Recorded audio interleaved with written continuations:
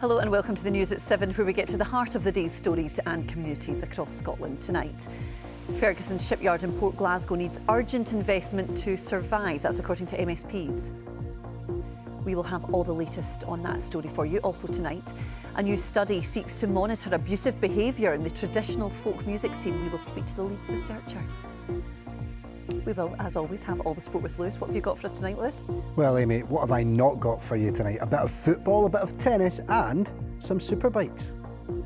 It's all in there, and we will be live in Cardiff, where Oasis are preparing for their first gig of their comeback tour. Hello, I'm Amy Irons and welcome to Friday's News at 7.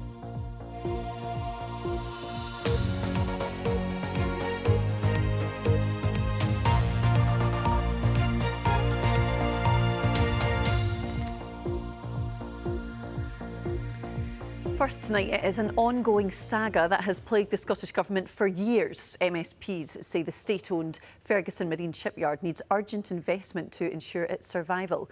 Holyrood's Audit Committee says leadership failings, along with the delays and cost overruns of building 2 Calmac ferries, had damaged its reputation. Ministers say they're investing up to £14 million in the Port Glasgow yard to help win more business.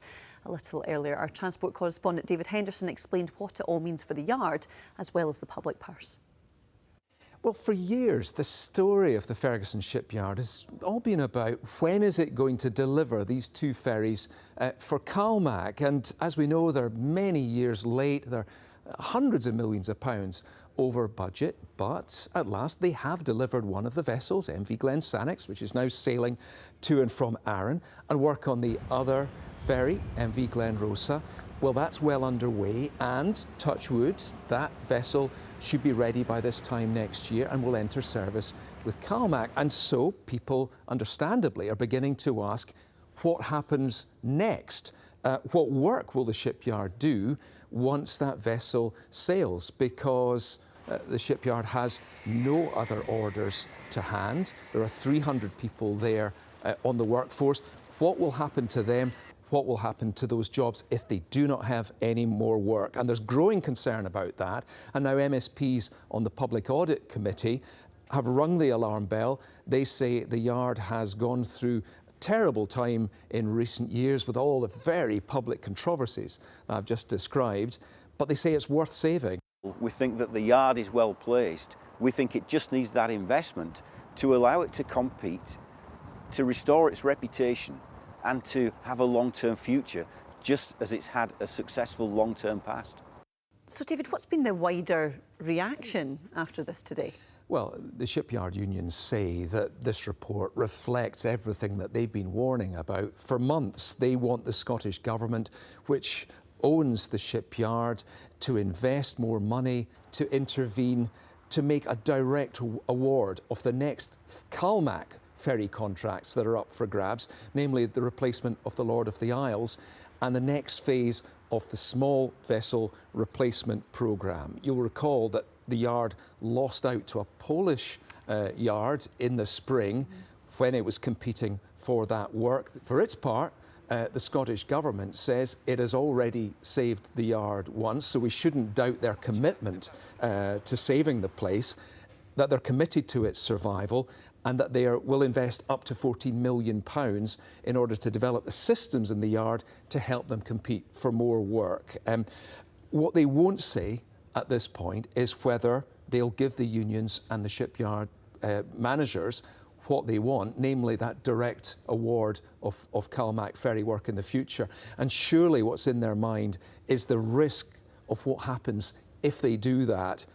Were they to do that and the shipyard failed to deliver, it would be ministers who would be forced to explain why those ships were late. And we'd be talking about a lot of money, wouldn't we? David Henderson, our transport correspondent, thank you very much. Now, women in the Scottish trad and folk music scene first spoke out about their experiences of sexual violence and harassment a number of years ago now. Fiddler Laura Jane Wilkie from Tain in the Highlands has been part of the industry for more than 17 years and says that she's scared to speak out about it, but says if she doesn't, nothing will change. If it even prevents one other person from experiencing something bad in the traditional music scene or in any music scene, then I feel like I've got a responsibility to allow that. Laura Jane was speaking out as researchers at Glasgow University have launched a study into sexual abuse in the Scottish folk music scene. They're inviting women aged 18 and over who are or were involved in the Scottish folk music scene to participate in this survey. And Dr. Kelly Johnson is one of them and is with us now. Dr. Johnson, thank you so much for joining us on the programme this evening.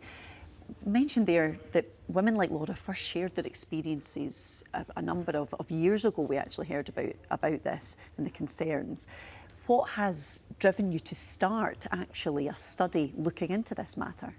Yeah, thank you for having me. Well, as you say, there's been much discussion about this in public forums, but we're conscious that there's not been very much academic research that speaks to this, and perhaps having an independent evidence base where people can talk to us confidentially would be helpful for raising awareness about the issue. What do you hope that it achieves? Is it a case of gathering more information and just understanding how big a problem this has been in this music scene, or does it go beyond that? Yeah, we're hoping to understand the extent and nature of women musicians' experiences in terms of the behaviours and speak to the unacceptability of those behaviours, frankly, and also give voice to women musicians, knowing that it can be hard for them to speak out without anonymity. And yeah, hoping to move forward to work with musicians and stakeholders to find appropriate ways for addressing the issue, and so that women can come forward and seek redress without fearing professional poor consequences. Yeah, because for many women in this industry, they perhaps work as freelancers, they're self-employed, they have to figure everything out themselves. It can be a really daunting prospect speaking out about many matters, never mind something of this nature. Is that been a factor? Is that why it's so important that they can be anonymous? Yeah, absolutely. I think, as Laura was saying, there is a lot of concern about speaking out, and just we know that like many music scenes, the folk and trad scene is very male dominated, and then it makes it even harder for women to speak out when they are facing challenges such as sexual harassment and abuse. Dr. Kelly Johnson, thank you so much for joining us on the programme and talking us through that study. Thank you for having us. And if you have been affected by any of the issues raised in this report, help and support is available at bbc.co.uk/action line, or you can call for free at any time to hear recorded information using the number on your screen. Some of the day's other stories for you now. And a joint funeral has been held for two major crime figures more than a month after they were shot dead in a Spanish bar. Eddie Lyons Jr. and Ross Monaghan were gunned down in a beachfront bar on the Costa del Sol on the 31st of May. Hundreds of mourners gathered to pay their respects at Bishopbriggs Crematorium in East Dunbartonshire. About 100 workers at Glasgow Airport could be on strike within weeks in a dispute over pay. Unite the Union said the first date of potential action would be the 18th of July after its members rejected a 4% pay offer. A further 350 security and ground handling staff who are not directly employed by the airport are involved in separate ongoing disputes. A road bridge in the south of Scotland has reopened to traffic, ending a 5-mile detour for drivers. Dumfries and Galloway Council ordered the closure of the route in Kirkcudbright on the 21st of March over safety concerns. The move split the town in two, with a housing estate on one side of the River Dee cut off from the rest of the community. Well, for more on these stories, you can scan that QR code on your screen now and it will take you straight to the BBC Scotland News app. Now, we are just 5 weeks away from one of the most eagerly awaited rock reunions ever touching down at Murrayfield Stadium. Oasis are back on the road after 16 years apart. And for those who can't wait for the band's Scottish dates, well, we do just want to give you a little sneak preview of what to expect. Cardiff plays host to the first date of the tour tonight, and I'm very pleased to say that we can chat to our correspondent Hugh Thomas, who is at the Principality Stadium for us this evening. Hugh, how is the excitement building there now? Well, look, you talk about the anticipation. This place has been bouncing all day with the people, tens of thousands of them, flowing into the Principality Stadium behind me. most of them wearing bucket hats. It has to be said, there's a strong 90s nostalgia vibe attached to everything happening in there. At the moment, the support act, Richard Ashcroft, is on stage. You can probably hear a bit of that going on in the background, but really it's about the buzz. So many people willing this to happen. Finally tonight, in the next hour, the Gallagher brothers will be on stage reunited for the first time in 16 years. It has to be said, out there earlier on, speaking to people on the streets, everyone's looking forward to it. A lot of them saying this might be our only chance. Like, they're reuniting. How many nights will they manage out of the 41? So a bit of the hint of the people's perception of how the Gallagher brothers get along or not, and whether that plays out over the coming weeks as well. We hope they make it to Murrayfield, but clearly here in Cardiff, it's the start of this tour, and big Welsh crowd in there, but also loads of international visitors as well who come from around the world to be here at the start of this tour. I was going to say, Hugh, they'll just be hoping there'll be no fallouts before they actually get to Murrayfield next month. What do we know about the concert itself? Has a lot been kept under wraps? Yeah, very much so. I mean, they've been very protective in the build-up to this. We know that Noel and Liam were here earlier in the week for a bit of rehearsal time, but otherwise not much has leaked out. There are a couple of versions of the set list which have made it into the papers. You'll be pleased to hear a lot of the bangers are on there, the classics. They're going to turn out and play the stuff that people love and that people remember. And a big part of the audience here are people my age and above who were there the first time around. Lots of people are going in with their kids as well, introducing them to Oasis and hoping that this is the start of a new era maybe for them. Well, Hugh, I'm hoping even if you don't have a ticket, you'll be able to sneak your way in there. We will let you go. Thank you very much. Thanks so much for joining us on tonight's News at 7. We have more to come for you in the programme, including divers in Orkney have recovered the bell from a ship that sank in 1917, at the time with the loss of 843 lives. There's been some heavy rain around today, especially in western Scotland. Still a yellow warning in place through most of the day tomorrow. Sunday looking like the better of the weekend days. I'll have a full forecast later in the programme.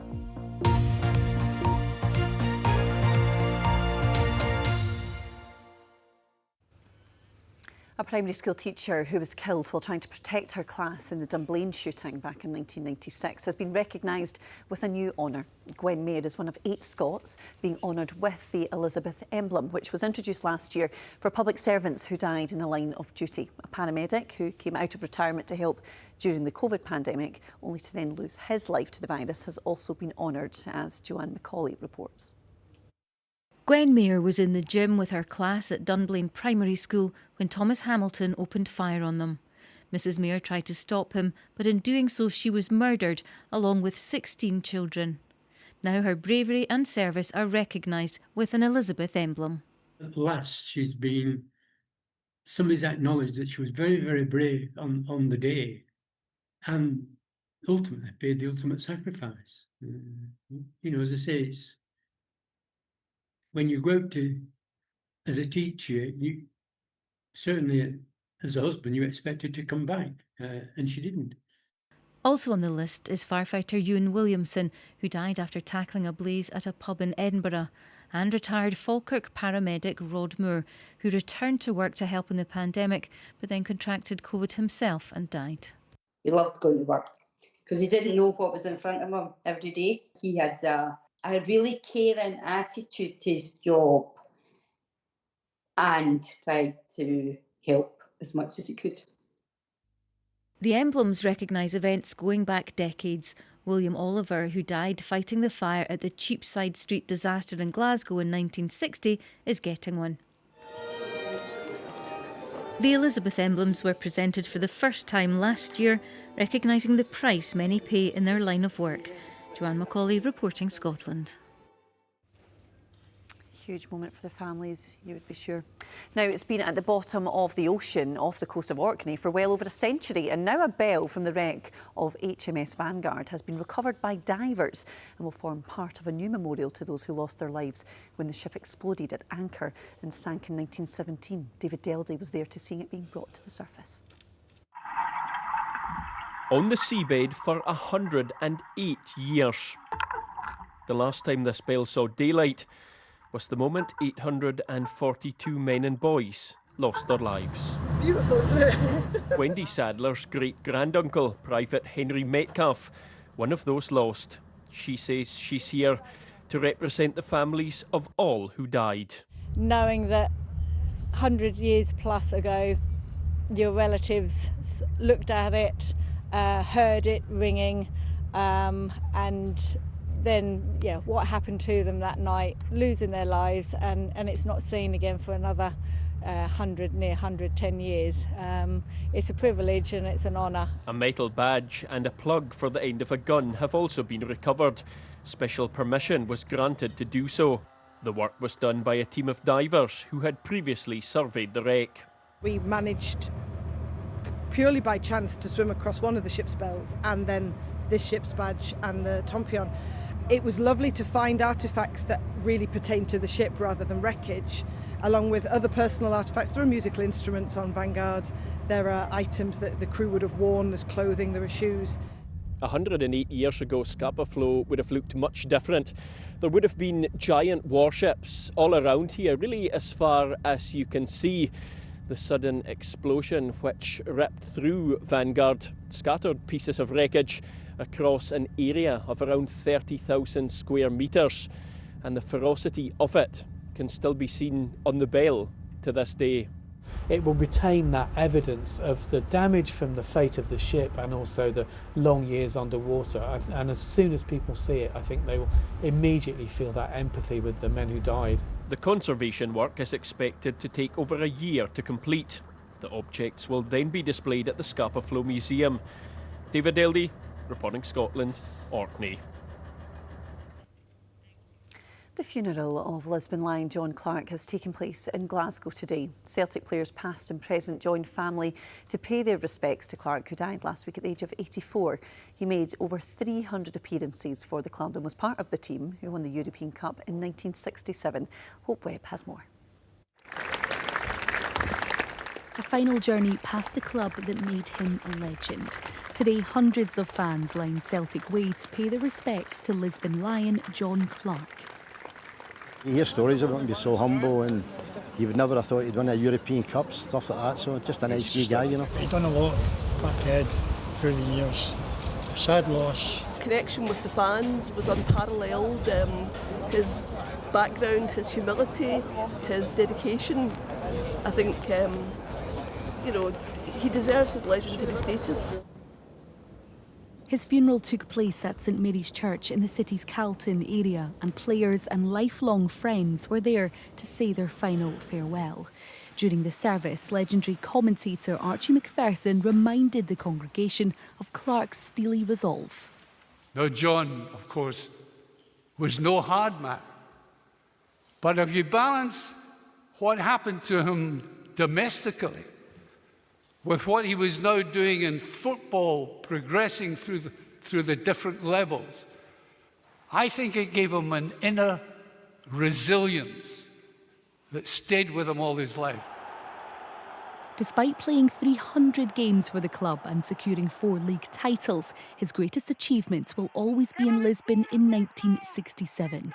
He was one of 11 men who made history by beating Inter Milan and becoming the first British team to lift the European Cup. From his debut in 1959 to working as the kit man for 2 decades, it's his 40 years of unwavering service to Celtic that many will remember and respect for years to come. Hope Webb reporting here for us. Now, still to come in the programme, we will get the weather with Gillian and the DJ from Dundee preparing for her biggest gig to date. But before all of that, it is sport time with Lewis. And Lewis, it feels like just a moment ago we were talking about last season, and now the new season is almost upon us. There's not much of a break, is there, Amy? Yes, really it's nearly upon us, the new football season. I was out speaking to John McGlynn at Falkirk recently, but we're getting around the clubs and speaking to the managers ahead of the new season. So I'll get right to it. Thanks, Amy. Well, consistency is key. That is the message from Dundee United manager Jim Goodwin. The club, who are preparing to play Una Strazen in their opening Conference League qualifier, have signed 7 players already this summer. But Goodwin says they're trying to move away from the loan market to avoid constant rebuilding. He was speaking to our reporter, Brian McLaughlin. The main focus in the early part of the window was trying to sort out the defence, the midfield and the goalkeeping situation, and we've done that. You know, we've been very active in the market. We've already brought 7 players in at this early stage, but talks are ongoing with a number of other individuals. How much of a rebuilding process was required here? Because there was an awful lot of players in last year who are now not at Tannadice. Every single year it seems to be one big rebuild after another. Obviously we lost a lot of key players last year. We were, relied heavily on the loan market as well, which is something that we're trying to change a little bit this season. We will use the loan system, but hopefully won't need to use it as much as what we did last year. We've signed a number of players on permanent contracts already. Now, new Rangers midfielder Joe Rothwell says his time playing for Russell Martin at Southampton will help the team to adapt to the head coach's style at Ibrox. The club get their pre-season underway in a friendly against Club Bruges on Sunday before the quest for Champions League football begins in their qualifier against Panathinaikos later this month. We've got a really young squad at the minute, so I think that was why, obviously me coming in, they wanted me to come in with a bit of experience, but obviously I can try and help the lads as well, because obviously I understand how he wants to do things, and obviously he's only managed to work with the lads for a couple of weeks at the minute. So yeah, if I can come in and help on the pitch with stuff like that, then I'm sure it's something that he'll be leaning on as well. Cameron Norrie is through to the last 16 at Wimbledon after a straight sets win over Italian Mattia Bellucci. He got off to a bad start though, broken on his opening serve. But he recovered to win the set on a tie break. After that, he didn't look back, winning the next 2 sets 6-4, 6-3. The roar of the British Superbike Championships returns to Knockhill this weekend. 6 Scots are aiming for glory at the home track in front of 15,000 fans from around the UK. Sheila McLaren went along to the Fife track to meet some of the riders. It's one of the biggest events on the Scottish motorsport calendar. Around 200 riders and their teams have descended on Knockhill for the 4th round of the prestigious competition. And there are a few Scots looking for glory at a circuit they know very well. Knockhill is a place that's got a special area in my heart. Last year picking up my first British Superbike race win at this track, and I've been coming here for such a long time to do it in front of my home crowd, all the home fans and all my family as well. It was something really special. 15,000 Superbike fans are expected from across the UK and beyond to cheer on their favourites. Originally from Huddersfield, but we've been up in Scotland for a week, having a look round and stuff, with the intention of coming to Knockhill at the end of it all. We've come up here to this lovely circuit and the lovely people what run it to watch the British Superbikes and watch our man Storm Stacey win. We've just come from Buckie and we're here to watch Superbikes and the Stock 1000 and all the other classes and support our local riders. The bikes can reach speeds of up to 118 miles an hour. But despite all the noise, the crowd can still have an impact. It's mad that when you come into the Knockhill hairpin, you roll off, everyone's going down the gears, but you can still hear the crowd cheering. And a few years ago in Super Stock 1000, I took the lead and I could actually hear the crowd cheering. Bradley Ray leads the way after 3 rounds of the BSB series. The qualifying races here get underway tomorrow. Sheila McLaren, reporting Scotland at Knockhill. And I was going to say, I think you have to be pretty brave to go on those, but I wouldn't be surprised if you tried your hand at that, Amy, to be 108 miles an hour might break me loose, so I might stop at that. Yeah. Before I go as well, Amy, Celtic have announced the signing of Hayato Inamura, 23-year-old Japanese defender. So keeping you right up to speed. Thank you, as always, Lewis. Cheers. Now, she is headlining the dance stage at Radio 1's Big Weekend, enjoyed a top 10 hit and DJ'd with celebrities including Idris Elba. Now, Hannah Laing is set for one of her biggest shows today, and it is her hometown of Dundee. 15,000 people are expected at Doof in the Park in the city's Camperdown Park tomorrow. And a warning that Graham Ogson's report does include flashing images.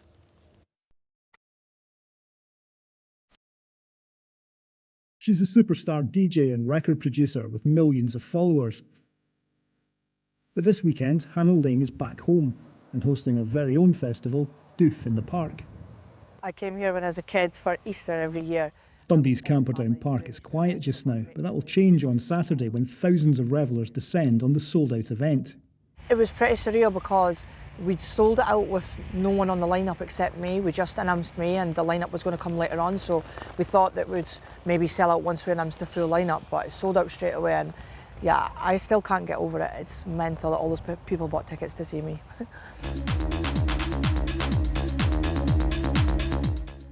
Named after Hannah's record label Doof, the event is the culmination of more than a decade climbing the ladder to global acclaim in the dance music world. From her first DJ set in Arbroath, Hannah spent years honing her craft alongside her day job as a dental nurse. After securing a residency in Ibiza, Hannah went from strength to strength, scoring a top 10 hit in 2023 with her track Good Love. It's obviously come with a lot of challenges. I'm touring full time at the moment and taking on a festival. Of course, I'm working with a very experienced team, but I'm across everything and I'm heavily involved in it because I care so much about the experience for everyone. Last year, she played her 2 biggest hometown shows to date, but says this is a big step up. The demand is there, so the next step was to try and do a festival, and what a better place to do it than Camperdown. Everybody is so excited and the hype for it that I'm seeing on social media is unreal. But yeah, I think it's natural to have those nerves. It's year one and like we can only learn from this going forward, and hopefully it's something that we can continue to do every year. Graham Ogston, reporting Scotland, Dundee. Well, what is the weather going to look like for Doof Festival? That'll be the question. Gillian, how's it looking this weekend? There's a bit more rain to come, Amy. A mixed picture, though. There's some drier and brighter weather. Today, brightness was at a bit of a premium, wasn't it? We've had low pressure tracking to the north of us, bringing some heavy rain to western Scotland in particular. More of that to come tonight and tomorrow. Sunday, Monday, the winds become more northwesterly, so cool but brighter. Ridge of high pressure for Tuesday, bringing something drier and a wee bit warmer. Now, we do still have a yellow warning of heavy rain from the Met Office across western Scotland. That's valid through tonight and right through until 3 p.m. tomorrow, because that rain will keep coming through tonight. Not quite as heavy or as persistent as it was today. It turns a wee bit lighter and patchier for most. For eastern Scotland, there will be a few clearer breaks, and it's a very mild night. So by tomorrow morning, temperatures already up about 14 or 15 Celsius. Quite a dreary start, though, for parts of southern and western Scotland. Still with lots of cloud, still with some showery outbreaks of rain.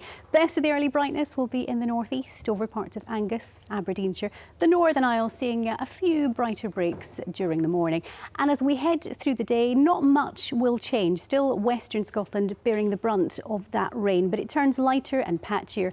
Eastern Scotland, in particular the northeast, seeing the best chance of some brighter breaks, lifting temperatures up to about 19 Celsius, and the winds tending to ease down through the course of the day. So we head into the second half of the weekend and the winds become more northwesterly. So for Sunday, we'll start with cloud and showery spells of rain, but those brisk northwesterly winds clearing much of that cloud away, allowing some sunny spells to come through. Still some showery outbreaks lingering, especially for southeast Scotland.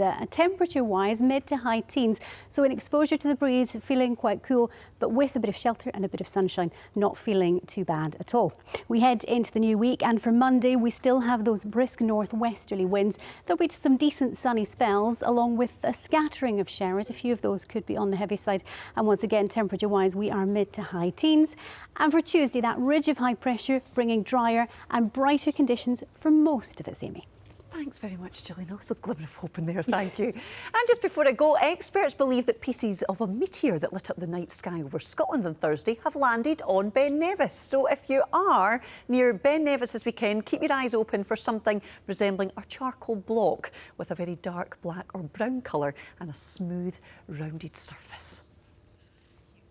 There we go then. Keep your eyes peeled for that. That is all from us here on the News at 17. Thank you so much for joining us. Have a wonderful weekend. I will be back with you on Monday. See you then. Bye-bye.